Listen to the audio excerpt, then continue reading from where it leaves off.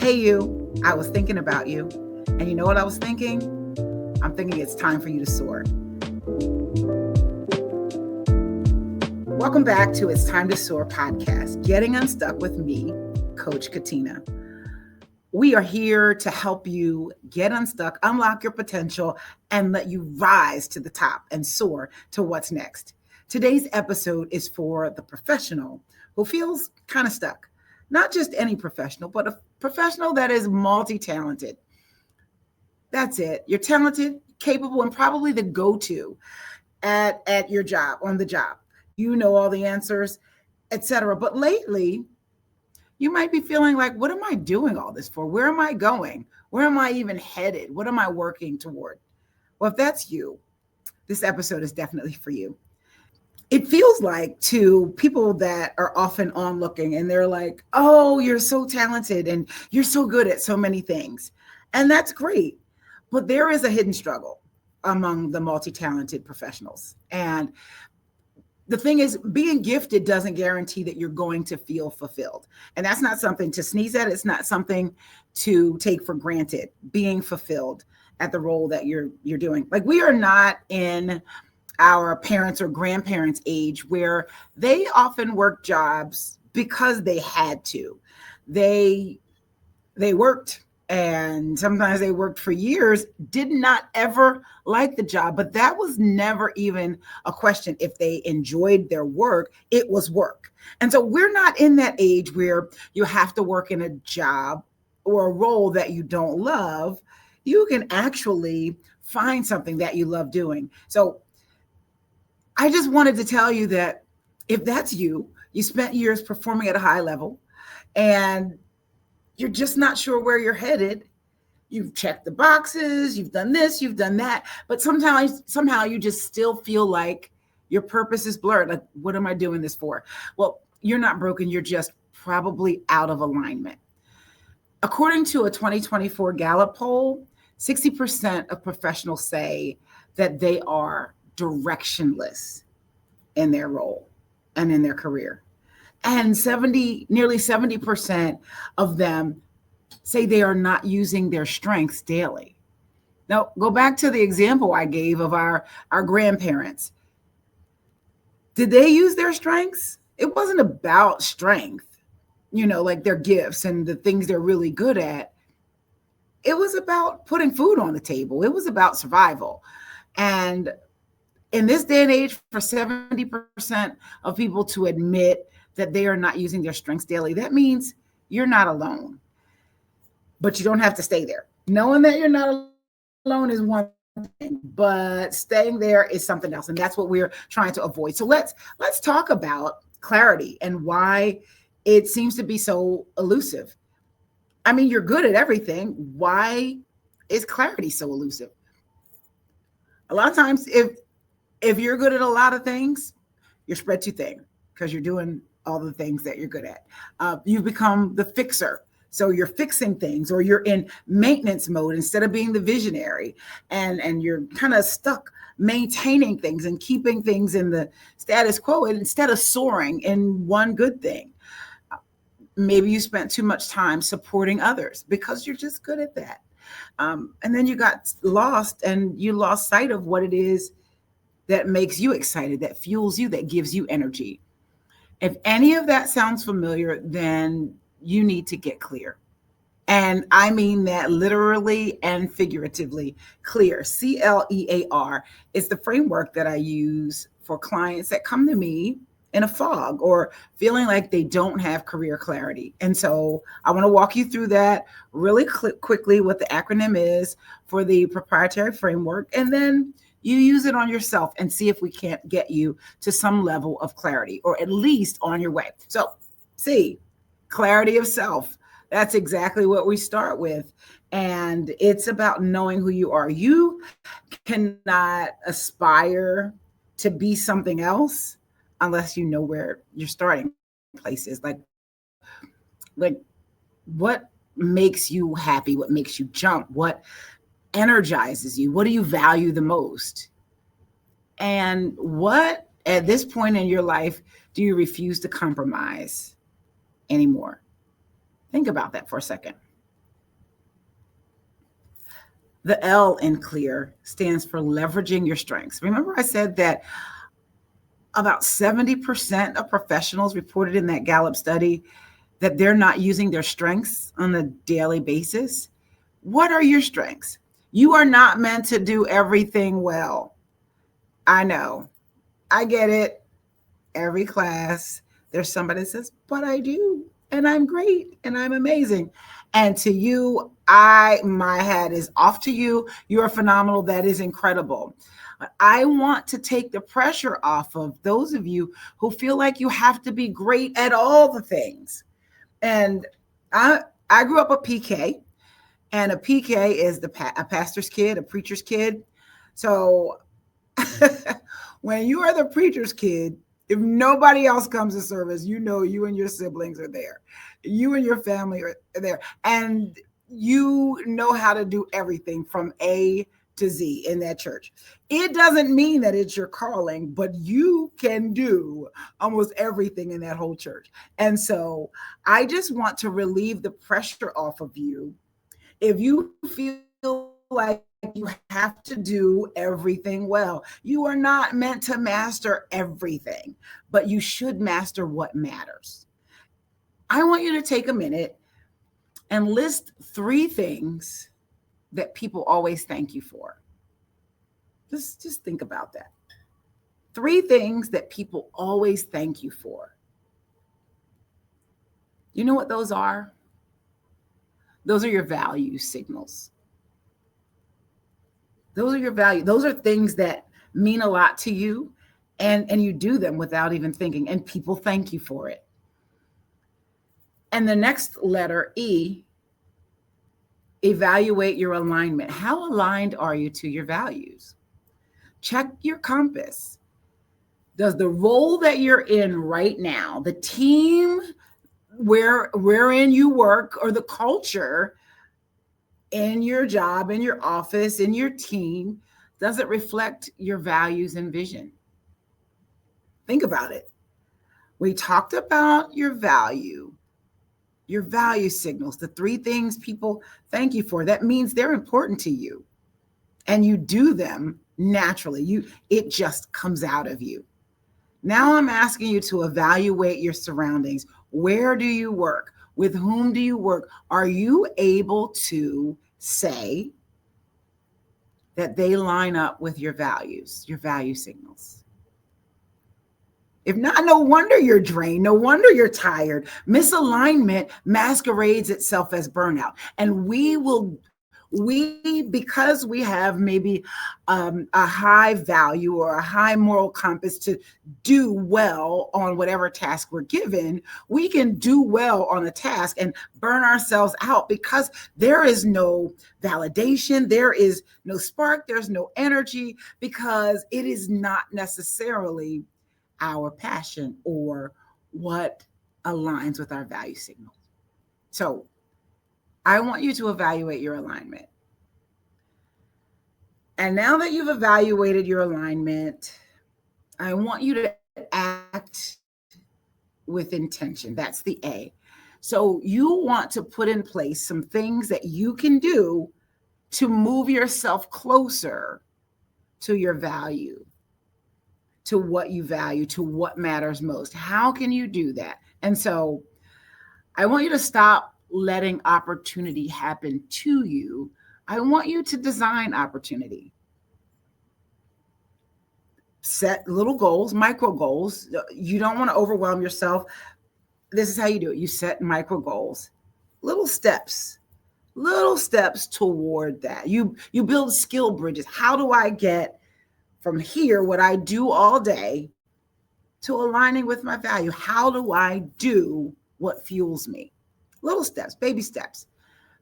And then this is a big one, and it's a big one, and I have to practice it, and it's not a natural practice for me. So it is saying no to distractions disguised as good ideas. Oh, there, I said it. Disguised as good ideas. You know why I said that? It's because I'm a creative and I'm analytical. I'm ambidextrous. So I'm like in my right and my left side of my brain. And so Sometimes when I'm focused on something that I really do love to do, something else that I love to do, like an idea or a creative idea, will pop into my mind, and I will go down this rabbit hole chasing that distraction. And I mean, it could be great. It's fun. It's lively.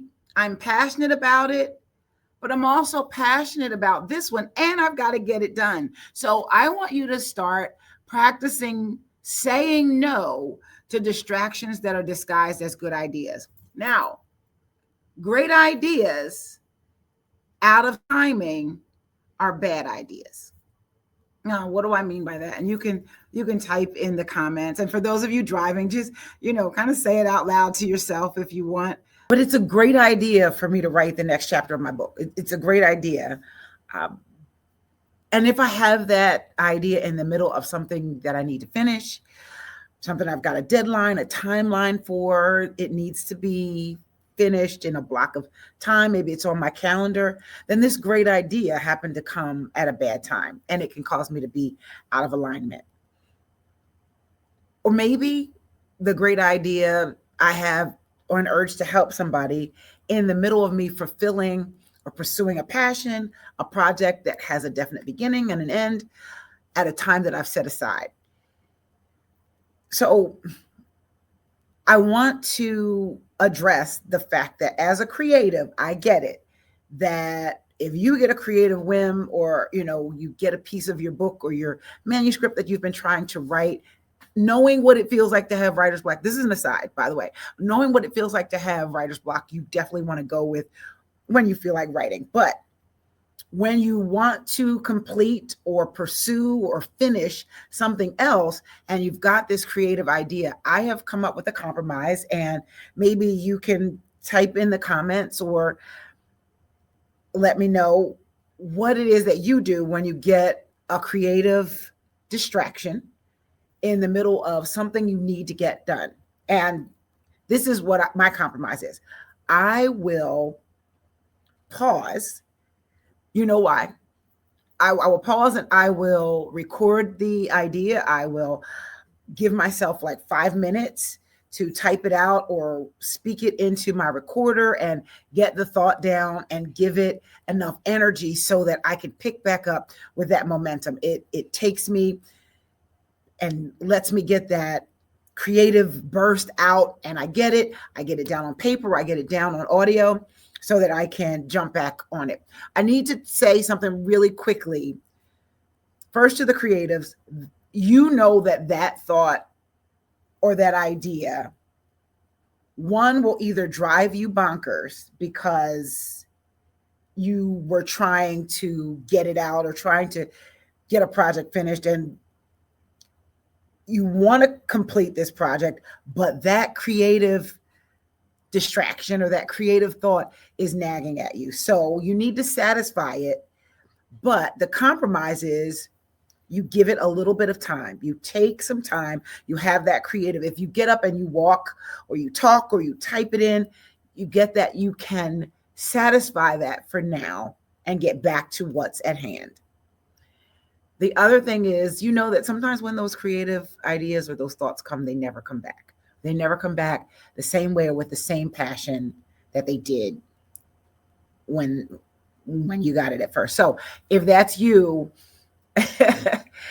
maybe you said, listen, I know I've kind of deviated off, but I need to make sure I speak to the creatives that have ideas that come, and they need to be jotted down. They need to be addressed. We're reining in how long we take on that distraction. We are setting up some time so that we don't miss the thought. But listen, sometimes that creative thought or that creative idea never comes back. So that's my compromise. And then when you have a passion to help somebody, that distraction can sometimes take you so far off track. But my heart is like, oh, but I want to do what is right. My heart wants to help the people. But you remember in the beginning when we talked about you have a great idea to help someone and you're in the middle of fulfilling or pursuing a passion or project that has a beginning and an end, a time frame set aside, the distraction can take you so far off track. But my heart is like, oh, but I want to help this person. I want to do this. I want to do what's right. And you're conflicted. And so remember in the beginning when we talked about that sometimes we find ourselves helping so many people that we never get back to what's important to us, what's important for us to finish, what we want to do and what we need to do for us. And that's exhausting. So I want you to practice saying no to distractions. The distractions that are disguised as good ideas. Sometimes they really are good ideas. And sometimes they're not. So you're going to need to be discerning on whether they're good ideas and whether they're not. You're going to have to differentiate and know when a distraction is needed, or if it's just something that's keeping you from pursuing or finishing or completing what it is that you're most passionate about and that you're supposed to be doing. So that's just a way that I do it. And I took a little deviation with the creative, and that's because something about the creative ideas or the creative flows that come are just a little different than regular distractions. So that's all. So it's like you have to act with intention. And the last letter is R. The last part of that clear framework is recalibrate and rise.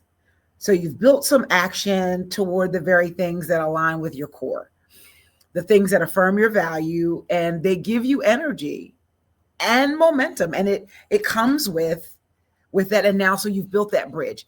It's time to recalibrate.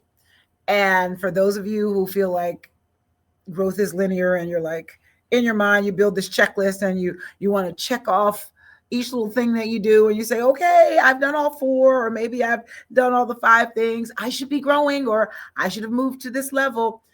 I don't want you to get into the mindset that that's how growth is, or that's what happens, because it doesn't always happen like that. So you need to be aware of the times when you need to pivot and times when you need to pause. Don't allow the momentum of things that aren't necessary to drive you if it's not what you necessarily value. Does that make sense?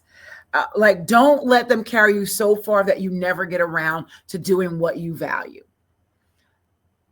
That's why we're talking about micro goals. You have been this way for a long time, and you might have fallen into some habits where you're used to helping people as soon as they call. You're used to jumping at whatever distraction shows up, or you've got some mental stuff to work through that allows you to want to be distracted. So I need you to work on some micro goals, little steps, baby steps toward it. And it's important that you'll pause, you'll reflect, but you won't quit. Pause, reflect, but never quit. Always remember what you've got to get back to. I want you to determine that you want to get to a place of clarity. You need to get to a place of clarity. And in order to get to a place of clarity, you've got to be consistent.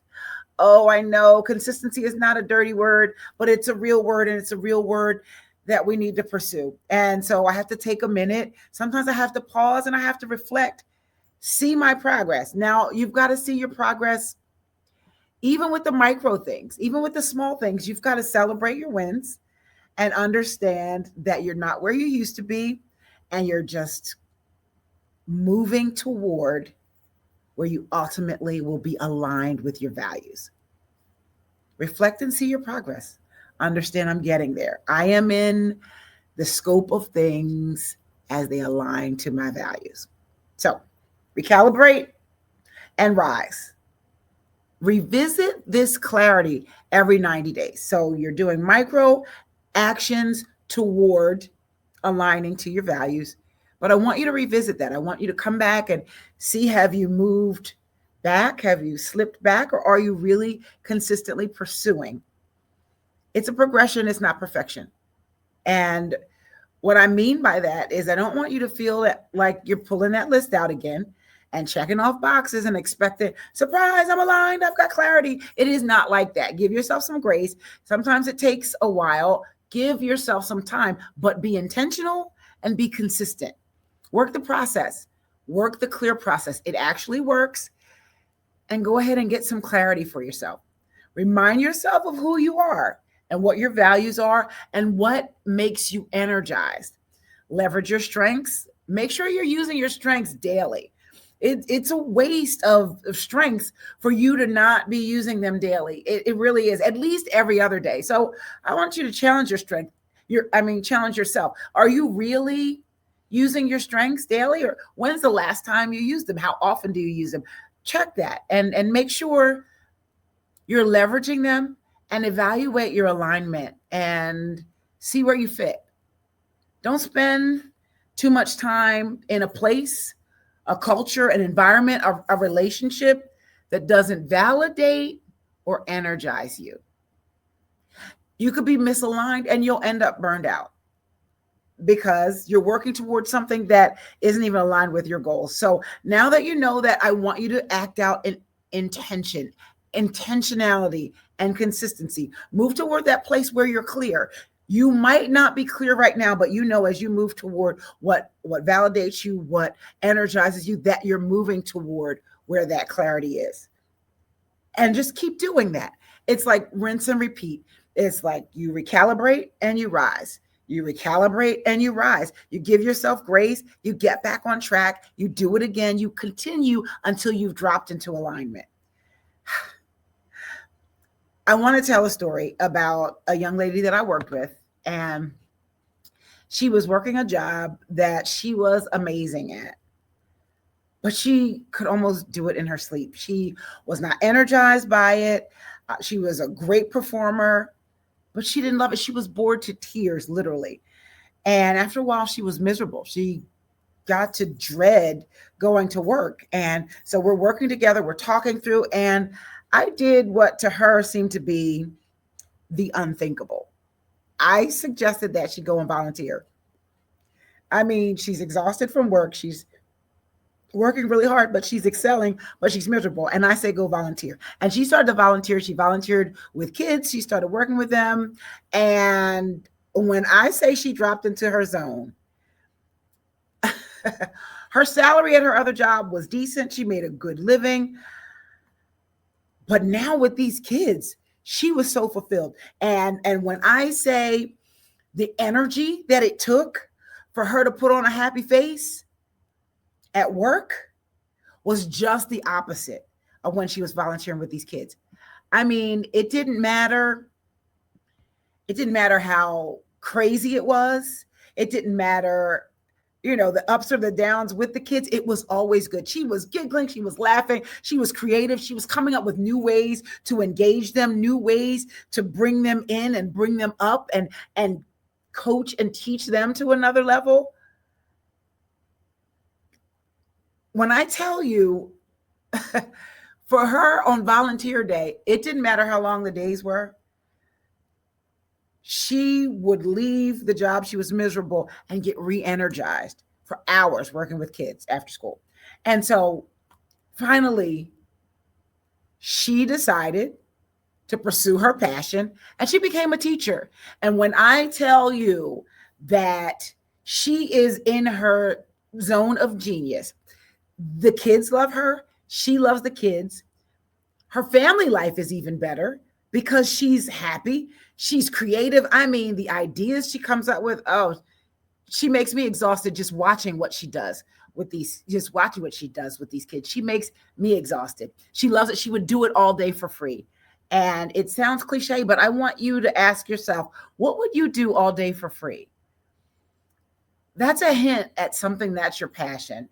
And when I tell you, she didn't just work and get happy. She thrived. She's been promoted twice. She is just thriving. Like I said, she's in her zone of genius. And I just want to know if you're ready to get clear. Maybe it's not teaching, but what is your passion? What are you ready to get clear for? If you feel like this is for you, if you feel like I'm ready to get clear, I want to get clear so that I can experience peace, then I can experience joy, then I can experience the fulfillment. If it's you, type you in the chat. Just say, hey, it's me. I'm ready to get clear. I have a couple of things I want you to do. And you can hit the replay. I'm going to say them quickly, so you might have to hit the replay or rewind them so that you can get them to you. And I want you to jot these things down, okay? All right, number 1, I want you to write down 3 things that you enjoy doing and that you do them easily. 3 things. Just 3 things. Jot them down quickly. You study long, you study wrong. So just think of those things that you can easily do and that you enjoy. Once you have your list, I want you to circle the one that means the most to you. And then ask yourself, where in my work can I do more of that? So there are some things that you can't literally do in your current work, but maybe it's how you feel. Maybe it's the outcome of that. Maybe it is the interaction with people. Dig deep in those top 3 things, and the one that you circled, and find and figure out, where can I do more of that, or get more of this feeling, more of this validation, more of this effect, more of this impact in my work. And that, my friend, is the beginning of clarity. If you're tired of drifting and you're ready to take the plunge and ready to get clear, start there. I want you to download the clarity quiz. You can see it in the show notes. It's in the description. And I want you to just, if you want and you're ready, book a strategy session with me. Let's talk. Let's see what it is that you want to do. Let's help you get on a path to see what clarity looks like. Because we can strategize your next steps and get you closer to being clear. Because when your clarity aligns with your calling, you don't have to work. You don't call it work. You soar. I'm going to say that again.